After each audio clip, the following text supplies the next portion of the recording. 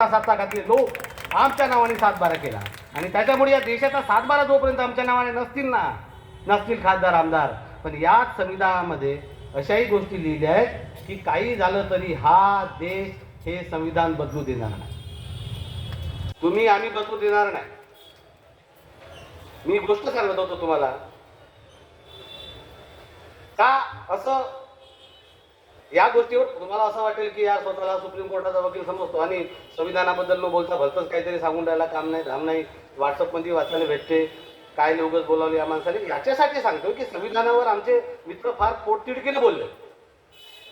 आजच्या तारखेला आम्हाला काही गोष्टी माहिती असण्याची गरज आहे आणि या गोष्टी कदाचित आपल्याला माहिती नसतील.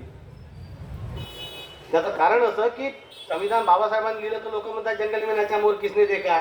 बाबासाहेबांनी लिहिलं आम्हाला काय माहिती, तेव्हा छाती टोकपणे सांगता आला पाहिजे आम्ही जंगल में नाचा मोर मैंने देखा, बाबासाहेबांनी संविधान लिखा मैंने देखा, असं तुम्हाला छाती टोकपणे सांगता आलं पाहिजे. म्हणून मी या गोष्टी तुम्हाला सांगतोय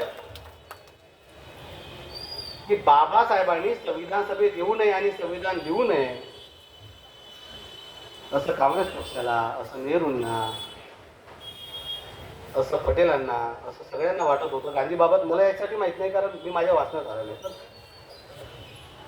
त्यांनी ती जी पंडित नेहरूंची जी बहीण आहे राजलक्ष्मी पंडित, तिला लंडनला पाठवलं होतं ना सर आयवर जेनिंग यांच्याकडे की बाबा तुम्ही असं करा, तुम्ही भारतात आम्हाला संविधान लिहून द्या, भारताचा राज्यकारभार कसा चालवायचा हे लिहून द्या. याच्यासाठी आयवर जेनिंग्स या तो विद्वान होता, संविधान तज्ज्ञ होता, राज्यशास्त्राचा प्राध्यापक होता, अतिशय विद्वान माणूस आयवर जेनिंग्स.